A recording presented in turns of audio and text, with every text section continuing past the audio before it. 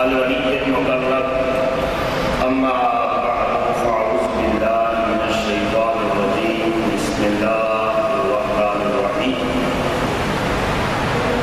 قال اللہ تبارک و تعالی فی القرآن المجید والفرقان الحمید من قتل نفسا بغیر نفس او فسادا فی الارض فکأنما قتل الناس جميعا ومن أحياها فكأنما أحيا الناس جميعا وقال الله تعالى في مقام آخر وليحكم أهل الإنجيل بما أنزل الله فيه ومن لم يحكم بما أنزل الله فأولئك هم الفاسقون صدق الله مولانا العظيم دیکھ کے جمال تیرا سنگ بچ بھی بلال ویکھ کے جمال تیرا سنگ بچ بھی بلال سہ دے پتنگ کرتے شمع دے مثال عاشقاں دے حالیاں لمبیاں کہانیاں صدقے مدینے دیا سیدہ بسر اللہ جل مجدہ کی حمد و ثنا اور سلطان حسینان عالم صلی اللہ علیہ وآلہ وسلم کی بارگاہ کریمانہ میں عقیدتوں محبتوں چاہتوں کا خراج پیش کرنے کے بعد سورہ مائدہ کی وہ آیات بینات میں نے آپ کے سامنے تلاوت کرنے کا شرف حاصل کیا جس میں بڑے اہم ترین احکامات کا ذکر آیا ہے۔ بالخصوص آج کی گفتگو کا جو موضوع ہے وہ ہے کہ اسلامک اسٹیٹ اسلامی ریاست کے اندر نان مسلمس کے رائٹس کیا ہیں، غیر مسلموں کے حقوق کیا ہیں اسلامی ریاست کے اندر،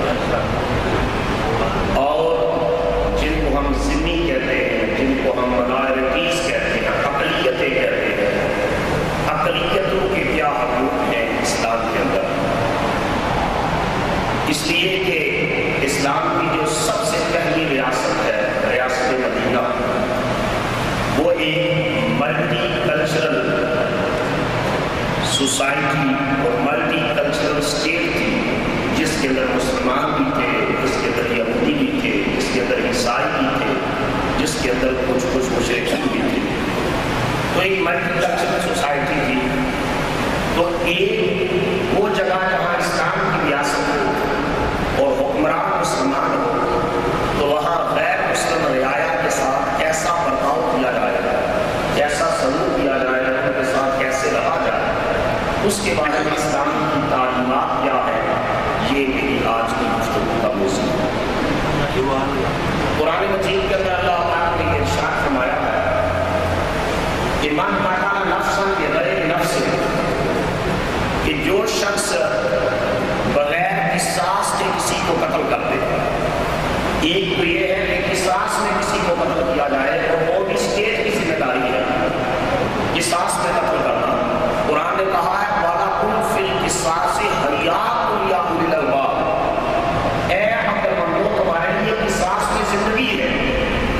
تو اگر کوئی شخص کسی کو قتل کر دے تو اسٹیٹ کی ذمہ داری ہے کہ اس قتل کا بدلہ دے اور اس بدلے میں اس شخص کو قتل کر دے۔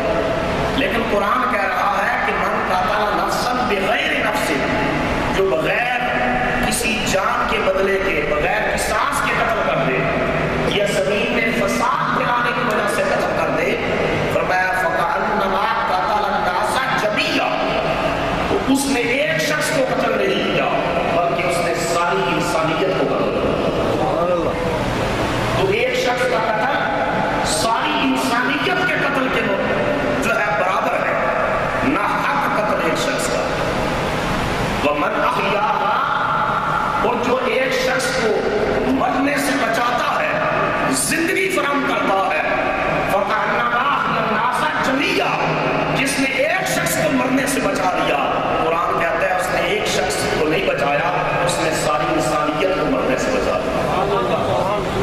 اس کا مطلب یہ ہے کہ فساد کا عمل، اس کا مطلب یہ ہے کہ قتل کا عمل، اس کا مطلب یہ ہے کہ معاشرے کے اندر انارکی کا عمل اللہ تعالیٰ کو اتنا ناپسند ہے کہ ایک کے قتل کو ساری انسانیت کے قتل کے مترادف اور ایک کی زندگی کو ساری انسانیت کی زندگی کے مترادف ڈکلیئر کر کے بتایا جا رہا ہے کہ اللہ کی نظر میں ایک انسان کی عزت کتنی زیادہ۔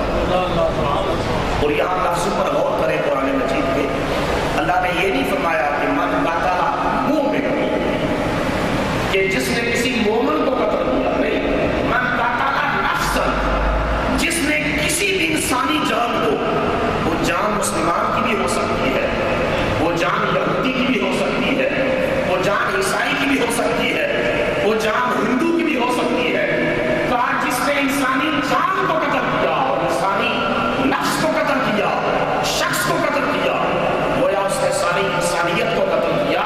تو قرآن کی یہ آیت اسلامی ریاست کے اندر رہنے والی تمام اقلیتوں کی جان، مال اور عزت و آبرو کی حفاظت کی گارنٹی فراہم کرتا ہے۔ پھر اللہ پاک نے ارشاد فرمایا وَلْيَحْكُمْ أَهْلُ الْإِنْجِيلِ بِمَا أَنزَلَ اللَّهُ فِيهِ، کہ اہل انجیل کو چاہیے، بائبل کو فالو کرنے والے، انجیل کو فالو کرنے والے، نیو ٹیسٹامنٹ کو فالو کرنے والے، ان کو چاہیے کہ جو اللہ نے اس پہ نازل کیا ہے اس کے مطابق فیصلے کریں۔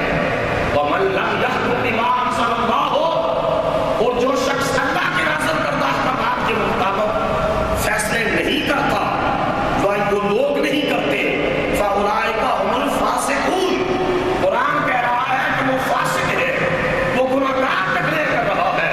اس کا مطلب یہ ہے کہ اسلامی ریاست کے اندر جو غیر مسلم ہیں ان کے جو کیسز آئیں گے وہ ان کے پرسنل رائٹس، ان کے جو شخصی حقوق ہیں ان کے مطابق، ان کے ریلیجن کے مطابق پرسنل لا ان کے اوپر اپلیکیبل ہوگا۔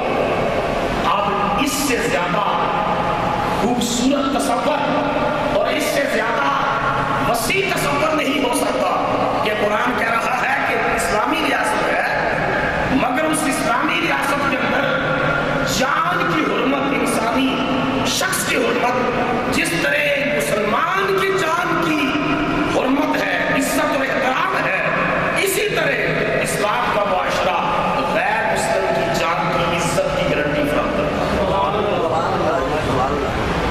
اور پھر یہ بھی کہا کہ اگر ان کا کوئی مقدمہ آ جائے تمہاری عدالت میں تو تمہارا اسلامک لا اس کی اپلیکیبل نہیں ہوگا، بلکہ ان کا پرسنل لا اس کے اوپر اپلیکیبل ہوگا۔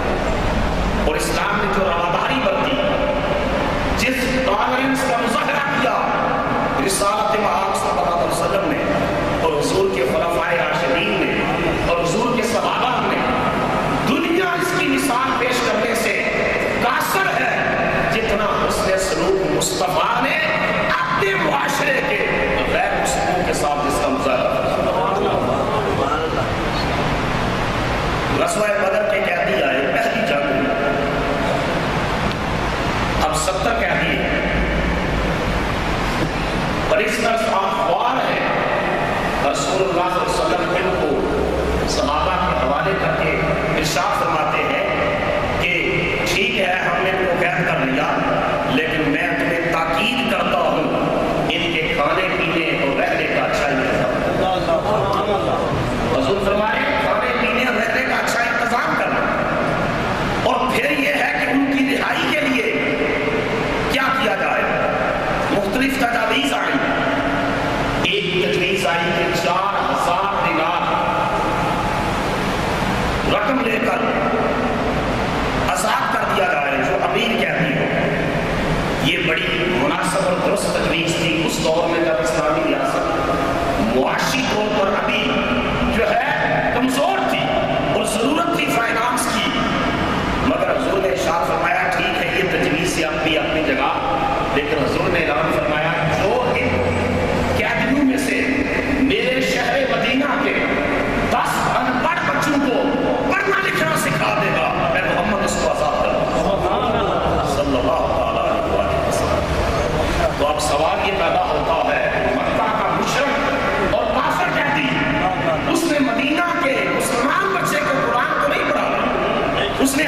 تو نہیں پڑھانی, اس نے کوئی فقہ کا درس تو نہیں دینا. اس کا مطلب یہ ہے کہ whatever knowledge they have, they should transfer to the upcoming generation of Madinian people. اس کا مطلب یہ ہے کہ دین تو مسلمان سو لو, لیکن دنیا کا علم, سائنس کا علم, ٹیکنالوجی کا علم, انجینئرنگ کا علم, قرآن کہہ رہا ہے کہ دنیا کے جتنے علوم ہیں غیر مسلم سے نہ لینا نہ صرف جائز ہے بلکہ مصطفیٰ کی سنت سے ثابت ہے. یہ حضور نے اجازت. اب یہ ہے کہ ایسا حسن سلوک دنیا میں کیفیت کے ساتھ نہیں رکھا جاتا جیسا مصطفیٰ کریم نے اپنی ریاست مدینہ کے قیادیوں کے ساتھ اتنا اچھا سلوک رکھا.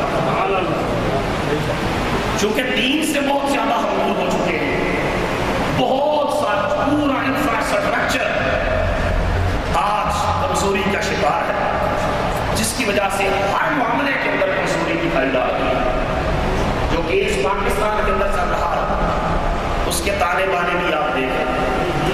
ہم یہ سمجھتے ہیں کہ شاید جو ہے اقلیتوں کے رائٹس کو پامال کر کے ہم اسلام کی خدمت کر رہے ہیں.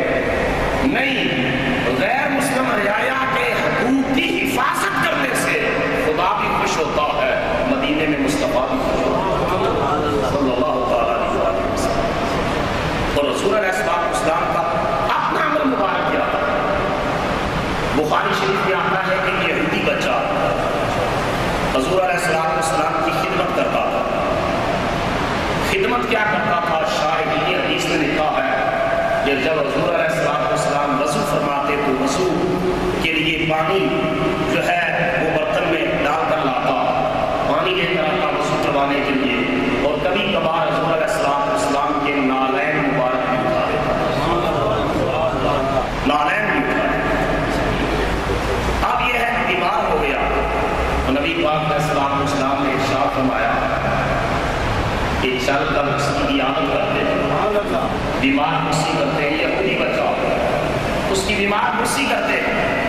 جب رسول اللہ صلی اللہ علیہ وسلم گئے تو وہ نزع کی کیفیت میں تھا, زندگی اور موت کی کشمکش میں تھا, اس کا آخری وقت آ چکا تھا. رسول اللہ صلی اللہ علیہ وسلم نے دیکھا کہ یہ موت کے تخنے پر ہے, تو حضور نے اس یہودی بچے کو فرمایا کہ تو مسلمان ہو جا, میرا کلمہ پڑھ کے مسلمان ہو جا, یہودیت کو چھوڑ کر اسلام قبول کرو. روایات میں آتا ہے اس بچے نے اپنے باپ کی طرف دیکھا, زندگی اور موت کی کشمکش میں تھا, اپنے باپ کی طرف دیکھا کہ میرا باپ کیا اجازت دیتا ہے یا نہیں دیتا. باپ بھی یہودی تھا. جب باپ کی طرف جو ہے تو خاص گزار نظروں سے دیکھا تو باپ نے کہا بیٹا جو کچھ تجھے ابو القاسم محمد مصطفیٰ کہتے ہیں اس کو قبول کرتا ہے. کہتے ہیں کہ اس بچے نے اسی بستر کے اوپر لیٹے لیٹے بڑا اشہد ان لا الہ الا اللہ و اشہد ان محمدا عبدہ و رسولہ, میں گواہی دیتا ہوں کہ اللہ کے سوا کوئی عبادت کے لائق نہیں, اور میں گواہی دیتا ہوں کہ محمد صلی اللہ علیہ وسلم اللہ کے سچے رسول اور اس کے بندے ہیں. اب رسول اللہ صلی اللہ علیہ وسلم اٹھے, اس کی عادت سے فارغ ہو کر اسی گھر کے دروازے تک رسول اللہ صلی اللہ علیہ وسلم پہنچے. دروازے تک, ابھی گھر سے باہر نہیں نکلے, دروازے تک پہنچے اور وہ بچہ فوت ہو گیا. بچہ فوت ہو گیا. اب اس نے کلمہ پڑھا اور حضور کے کہنے پر پڑھا. ایک نماز نہ اس نے پڑھی, ایک روزہ نہ رکھا, ایک سجدہ نہ کیا, زکات نہ دی, کوئی بظاہر اس کے بعد نیکی کیا عمل کرنے کا موقع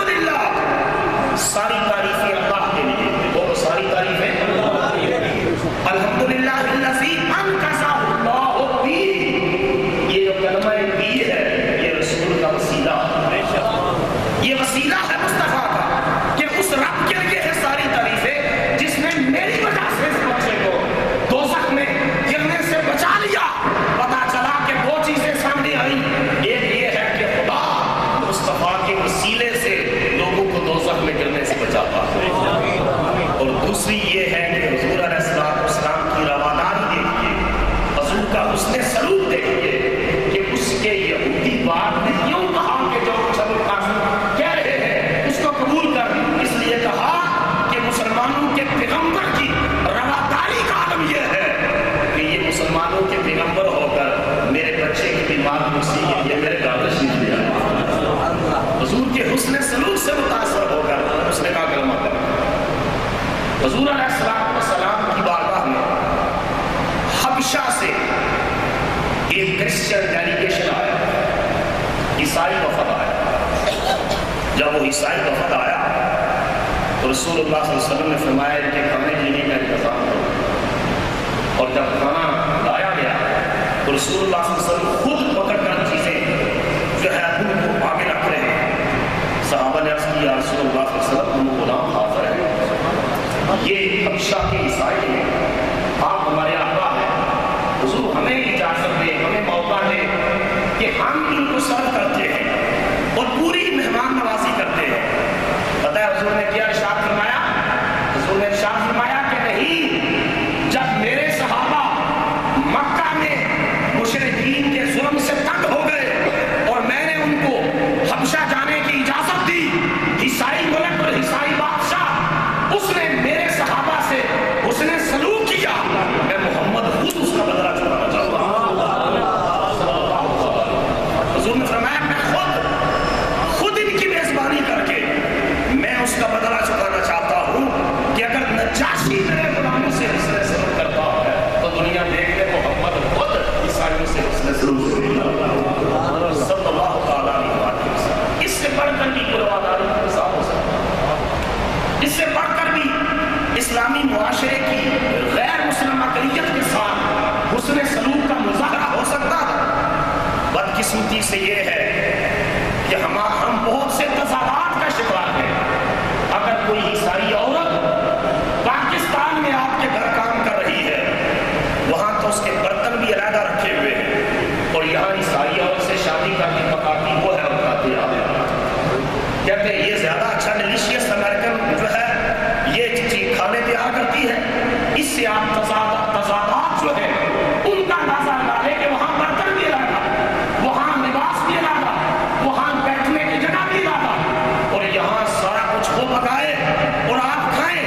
ان تضادات سے جب تک ہم نہیں نکلیں گے, یہ نہیں میں کہتا کہ آپ جو ہے لمٹس کو کراس کر دیں جو اسلام نے مقرر کی ہے, ان حدود کا ضرور خیال رکھیں. اسلام کی شناخت, ایمان کی شناخت, اس کا اظہار ہونا چاہیے, لیکن کسی کے بارے میں نفرت کا اظہار اس درجے پر جا کر کہ اگر مسلمان عیسائی ملکوں میں رہے تو وہاں اسلامک سینٹرز بھی کھلے, مسجدیں بھی کھلے, جلسے بھی ہوں, جلوس بھی نکلے, محفلیں بھی ہوں, ذکر بھی ہو, اسلامک پراپیگیشن بھی ہو.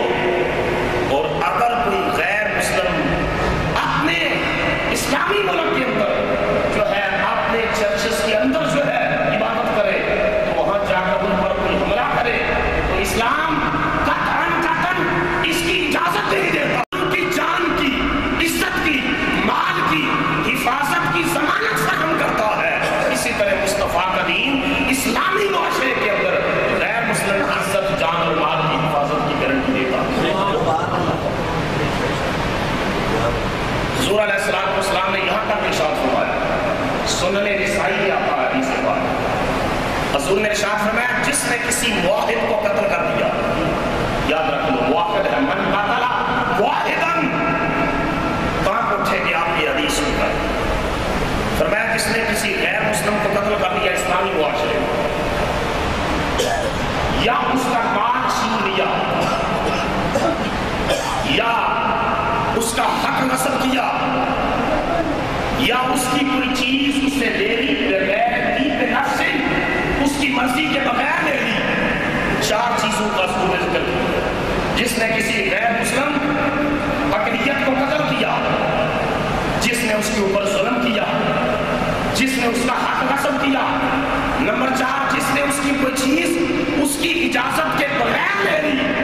تو حضور نے فرمایا قیامت کے دن خدا کی عدالت میں اس غیر مسلم کا مقدمہ میں محمد درج کروں گا.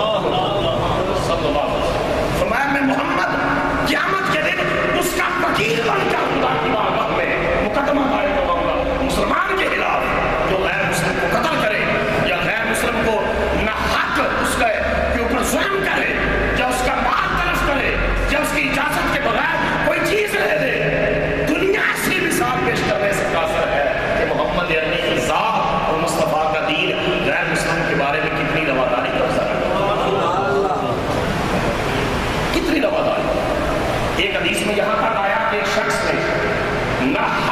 سنی کو قتل کر دیا، ناحق قتل کر دیا۔ حضور کی بارگاہ میں مقدمہ آیا، حضور نے فرمایا اس شخص کو بھی قتل کر دیا جائے جس نے ناحق غیر مسلم کو قتل کیا۔ انسانی جان کی حرمت، انسانی مال کی حرمت، انسانی عزت کی حرمت، یہ بغیر تفریق مذہب و نسل اس کی گارنٹی اسلام نے دی ہے کہ ہر شخص کی جان محفوظ رہے، ہر شخص کا مال محفوظ رہے، ہر شخص کی عزت محفوظ رہے، ہر شخص کی آبرو محفوظ رہے۔ اور اس کی گارنٹی اور ضمانت صرف زبانی کلامی نہیں تھی، بلکہ حضور نے اور حضور کے صحابہ نے پریکٹس کر کے دکھایا ہے کہ دیکھیے اس طرح ہمارا دین غیر مسلموں کے حقوق کا تحفظ کرتا ہے۔ ہم نے تو ان چیزوں سے لوگ آگاہ نہیں کیا، اور وہ سمجھتے ہیں کہ ڈاٹ لے کر جس کو چاہے قتل کر دے، جس کو چاہے مار دے۔ اسلام قطعاً قتل ایسی چیزوں کی اجازت نہیں دیتا، بلکہ رسالت پاک صلی اللہ علیہ وسلم کی رواداری کا یہ عالم تھا کہ غزوہ میں جنگ حضور تشریف لے لے، بارش ہو گئی، جنگ رکی، اب صحابہ بھی بارش کی وجہ سے جو ہے اپنا سامان سمیٹ لے گئے۔ رسول اللہ صلی اللہ علیہ وسلم اپنی قمیص مبارک اتار کے ایک درخت کے اوپر لٹکاتے اور اس درخت کے نیچے حضور علیہ السلام بیٹھتے اس طرح ہو جاتے، اپنی تلوار مبارک حضور پاس رکھ لیتے۔ پہاڑ کی چوٹی پر ایک غیر مسلم کافر وہ یہ منظر دیکھ رہا، اس کے دل میں یہ خیال آیا کہ میں جا کر مسلمانوں کے پیغمبر کو معاذاللہ قتل کر دوں، لیکن اسے پتہ نہیں تھا کہ وہ شمع کیا مجھے جسے روشن، بولو نا جسے روشن۔ اللہ نے قرآن میں گارنٹی دی، حضور نے شروع میں سیکیورٹی رکھی، باڈی گارڈز رکھے۔ اللہ نے فرمایا میرے رسول ان باڈی گارڈز کو ہٹا دو، اس لیے کہ واللہ یعصمک من الناس، اے نبی تیرا محافظ کوئی اور نہیں ہے، تیرا محافظ خود تیرا اللہ ہے، میں تجھے اپنی حفاظت میں رکھوں گا۔ وہ آیا، اس نے حضور کی تلوار پکڑی، حضور جاگ پڑے، بیدار ہو گئے۔ اس نے کہنے لگا اے محمد صلی اللہ علیہ وآلہ وسلم، اب آپ کو میری اس تلوار سے کون بچا سکتا؟ رسول اللہ صلی اللہ علیہ وسلم نے بڑے اعتماد اور یقین کے ساتھ اوپر دیکھ کر فرمایا اللہ، بولو نا کون بچا سکتا ہے؟ سارے اونچا بولو کون؟ حدیث پاک میں آتا ہے کہ حضور کا یہ جملہ ارشاد فرمانا تھا کہ وہ کافر ناس اٹھا، کانپ اٹھا، اور تلوار اس کے ہاتھ سے نیچے گر گئی، کانپ اٹھا۔ حضور نے تلوار اٹھائی اور حضور نے فرمایا بتا اب تجھے میری اس تلوار سے کون بچائے گا؟ اس نے کہا کوئی نہیں۔ حضور نے فرمایا جا محمد تجھے معاف کرتا، جا تجھے معاف کرتا۔ اس نے کہا اتنا سچا رسول، اتنا سچا؟ اس نے کہا تو خالی واپس نہیں جاؤں گا۔ اے محمد عربی آپ کا کلمہ پڑھ کے مسلمان ہو، مسلمان ہو جا۔ ایسی رواداری، ایسی برداشت، ایسا تحمل، ایسا حسن سلوک، ایسا اخلاقی عالیہ، اس کی مثالیں دنیا کے پاس اس درجے کی نہیں جس درجے کی ہمارے آقا نے اور مصطفیٰ کے صحابہ نے حضور صلی اللہ علیہ وآلہ وسلم کی بارگاہ میں ایک صحابیہ، اس کی والدہ مشرکہ تھی، دیہات سے آئی اور کچھ دیہات کی کوئی جنس کی تحفہ لے کر اس نے لینے سے انکار کر دیا۔ کہا میں تو مسلمان ہو چکی ہوں، میں تمہارا یہ تحفہ نہیں لوں۔ ماں تھی سگی ماں مشرکہ تھی، بیٹی نے تحفہ لینے سے انکار کر، بیٹی مسلمان ہو چکی۔ تو وہ عورت حضور کی بارگاہ میں آئی، یا رسول اللہ صلی اللہ علیہ وسلم اپنے ہاتھ سے اپنی بیٹی کے لیے یہ تحفہ لے کر آئی ہوں، اس نے لینے سے انکار کر دیا۔ حضور نے فرمایا اسماء تھا ان کا نام، فرمایا اسماء اپنی ماں سے حسن سلوک کر، اسماء اپنی ماں سے حسن سلوک کر۔ قرآن بھی کہتا ہے کہ اگر غیر مسلم بھی ہوں والدین تو دین کے معاملے میں ان کی بات نہ مانو، لیکن دنیا کے معاملے میں اگر ماں باپ کافر بھی साथ उसने सलूक से पेश आओ। अगर काफिर माँ बाप से उसने सलूक का हुक्म है तो मोमन माँ बाप की खिदमत का कितना ज्यादा।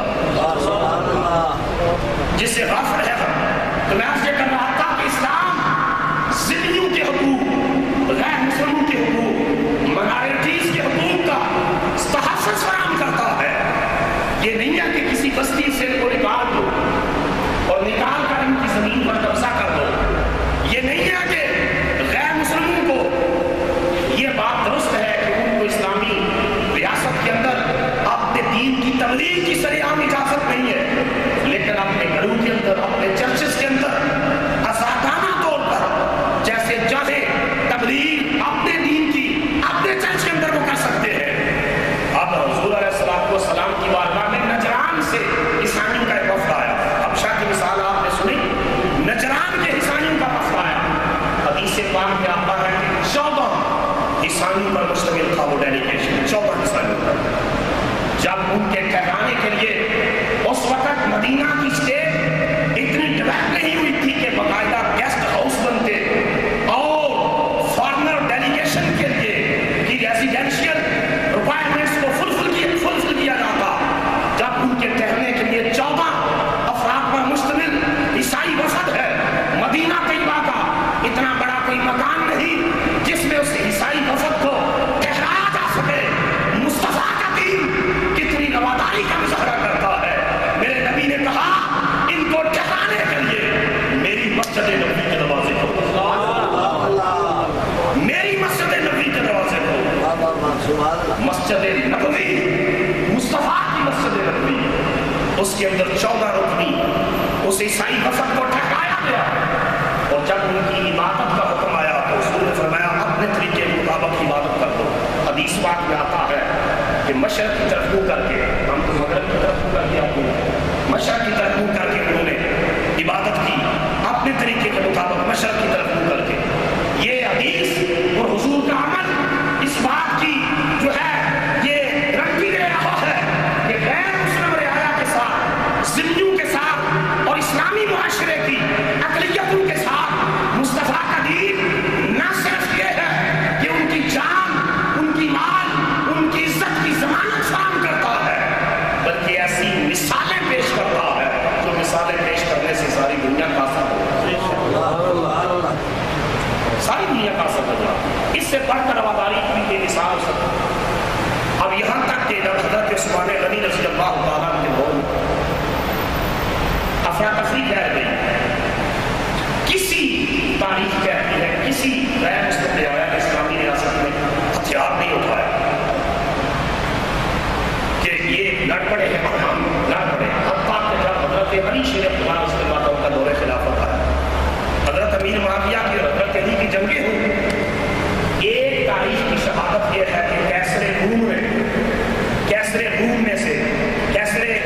रूम की बादशाहत में से एक ईसाई ने मदीना तैयबा इस्लामी रियासत के ईसाइयों को खत लिखा कि मुसलमान आपस में लड़ पड़े हैं, अब यह है कि तुम अंदर से साजिश का इनके राह शुरू कर दो, हम बाहर से हमला करते हैं।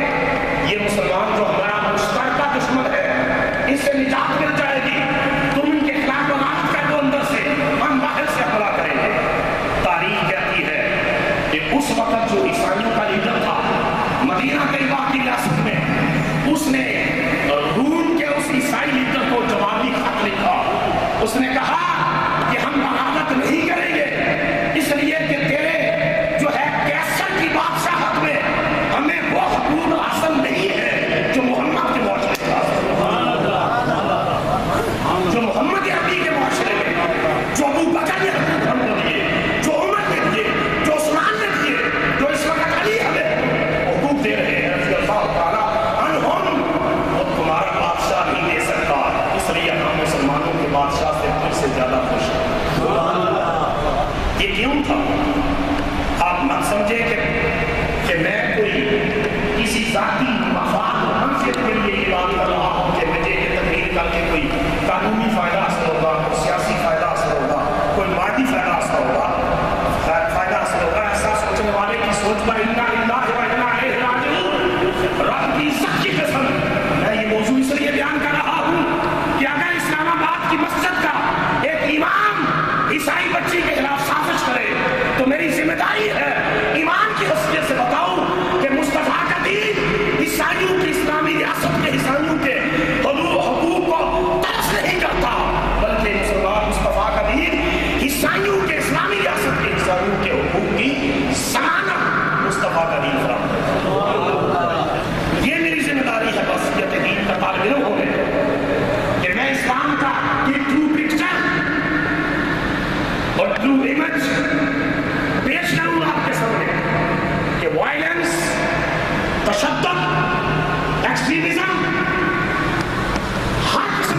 کر دی ٹیررزم، اسلام اس کی مذمت ہی نہیں کرتا، بلکہ یہ ہے کہ اسلام اس کی قطعاً اجازت بھی نہیں دیتا۔ اس وجہ سے کر کے نفرتوں کو پالنا، اس وجہ سے کر کے تعصبات کو پالنا، اس وجہ سے کر کے ان کی جان اور مال کی حفاظت کی ضمانت فراہم نہ کرنا، یہ اسلام کی خلاف ورزی ہے۔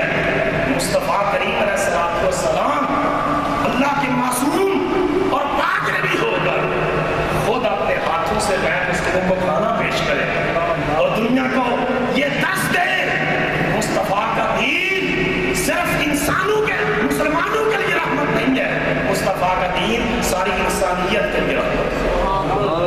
حضور علیہ السلام کے بارے میں اللہ نے یہ نہیں فرمایا کہ وَمَا أَرْسَلْنَاكَ إِلَّا رَحْمَةً لِّلْمُسْلِمِينَ وَمَا أَرْسَلْنَاكَ إِلَّا رَحْمَةً لِّلْمُؤْمِنِينَ، نہیں فرمایا کہ مسلمانوں کے لیے یہ پیغمبر رحمت بن کر آیا، نہیں فرمایا کہ مومنوں کے لیے یہ رسول پیغمبر بن کر آیا، بلکہ فرمایا رحمۃ للعالمین، بولو سارے رحمۃ للعالمین، فرمایا ساری عالمین کے لیے میرا رسول رحمت بن کر آیا۔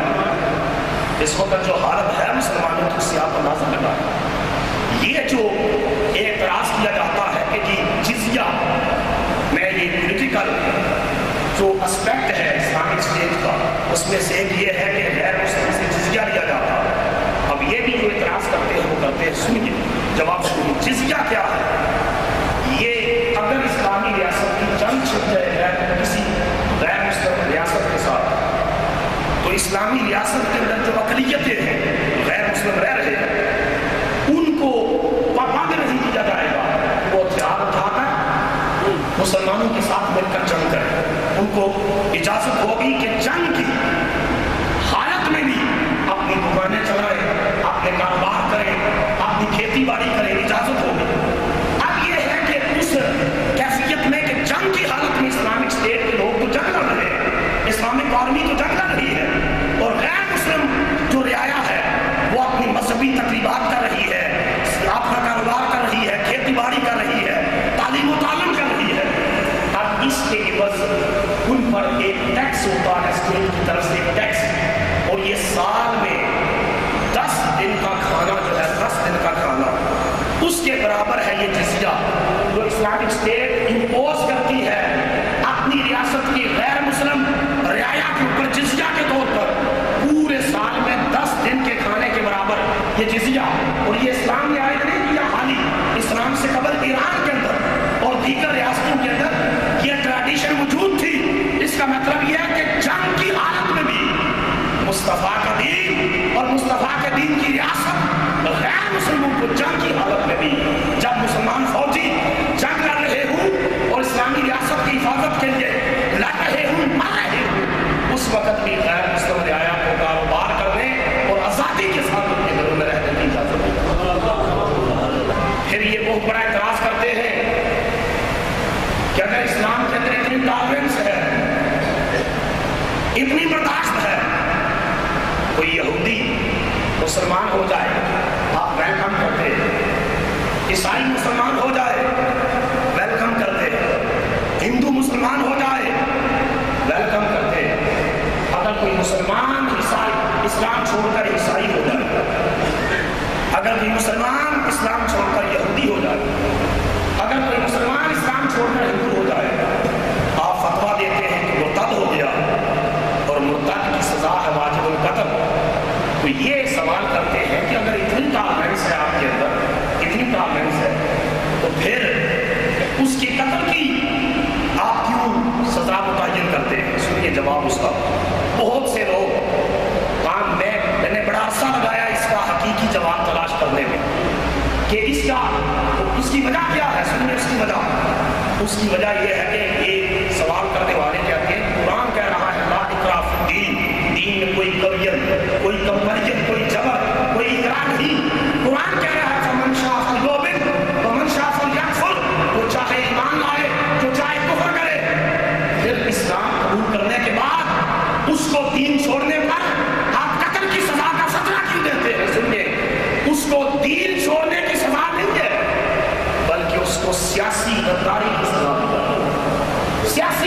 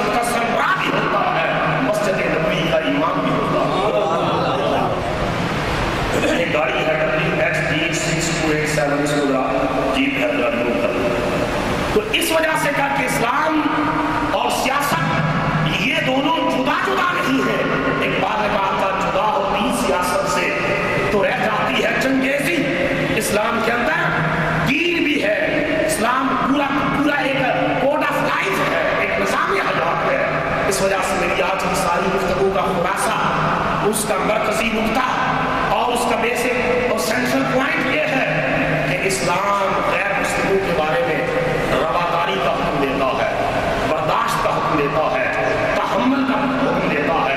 حضور علیہ السلام نے ہمیشہ غیر مسلموں کے ساتھ جو ہے اس نے سلوک کا مظاہرہ کیا۔ ایک یہودی نے کسی بات پر حضور علیہ السلام سے کوئی بات پیش کی، حضور نے اس کو دعا دی۔ حدیث میں آتا ہے کہ حضور نے فرمایا اللہ تجھے خوبصورت رکھے۔ لوگ کہتے ہیں حضور کی دعا کی برکت سے وہ یہودی بوڑھا ہو گیا، مرنے کے قریب تھا، مگر حضور کی دعا کی برکت سے اس کے سارے بال کالے، ایک بال بھی سفید نہیں۔ ایک موقع پر حضور سے السلام نے کوئی جگہ جو ہے وہ ادائیگی کرنی تھی، پیمنٹ کرنی تھی، مال موجود نہیں تھا۔ ایک یہودی نے کہا میں قرض دیتا ہوں۔ حضور نے فرمایا ٹھیک، اس یہودی سے قرض دے۔ ایک جنازہ پڑھنے کے بعد ایک دیوار کے پاس تشریف فرما گیا، تو وہ یہودی آپ نے تھوڑی سی بدتمیزی کرنے لگا اور حضور علیہ السلام کی چادر مبارک، کملی مبارک کو پکڑ کر تھوڑا سا کھینچنے لگا کہ لگایا محمد صلی اللہ علیہ وسلم میرا قرضہ ادا کریں، میں نے آپ کو قرضہ دیا تھا، قرضہ ادا کریں۔ کہ دیکھ کر حضرت عمر کی آنکھوں میں خون اتر آیا۔ آپ نے فرمایا یہودی چھوڑ چادر میرے آقا کی، میں تجھے قرضہ دوں گا۔ حضور کا عمل دیکھیے، حضور نے فرمایا عمر یہ قرض ہے، میں نے اس کا قرض دینا ہے، مجھے چاہیے کہ تو مجھے کہے اس کا قرض ادا کر۔ تجھے چاہیے کہ تو مجھے کہے کہ اس کا قرض ادا کر دے۔ اس یہودی نے کہا کہ میں قرضہ نہیں دیتا، میں نے دل میں طے کیا تھا کہ 7 نشانیاں اس رسول میں ڈھونڈوں گا، میں نے 6 نشانیاں پالی، آج 7ویں نشانی برداشت کی دیکھی، 7ویں نشانی رواداری کی دیکھی، 7ویں نشانی تحمل کی دیکھی۔ اے عمر میں تجھے کھڑا کر کے کہتا ہوں میں قرضہ بھی چھوڑتا ہوں اور میں محمد علی کا بھی۔ تو یہ ہے اسلام کا حکم رواداری کا۔ اس لیے کسی غیر مسلم بچی کے ساتھ، عیسائی بچی کے ساتھ، یا مرد ہو یا عورت ہو، نہ حق اور ناجائز کسی قسم کی کارروائی کی اسلام اجازت نہیں دیتا۔ 295 PPC کا پاکستان پینل کوڈ یہ قانون مگر کہتا ہے کہ ختم کر دو۔ میں باصیت دین کا طالب علم ہونے کے یہ کہتا ہوں کہ قانون درست ہے، میں نے خود اس کو بطور لا پڑھا ہے، کالج میں پڑھایا ہے۔ 295C یہ پروٹیکشن فراہم کرتا ہے پیغمبر علیہ السلام کی حرمت کی، قرآن کی حرمت کی، مذہبی شعار کی۔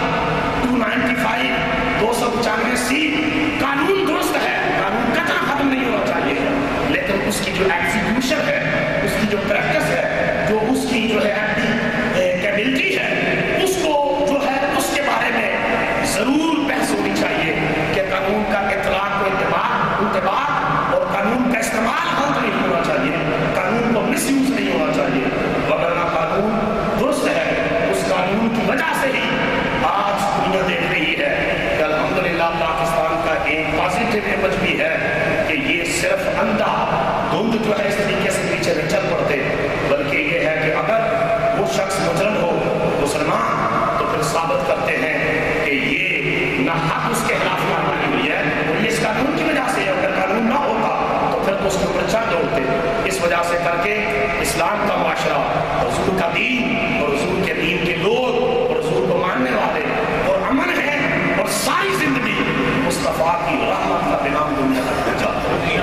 دعا کرے اللہ تعالیٰ مجھے اور آپ سب کو حضور علیہ السلام کی دین رحمت کو اختیار کرے۔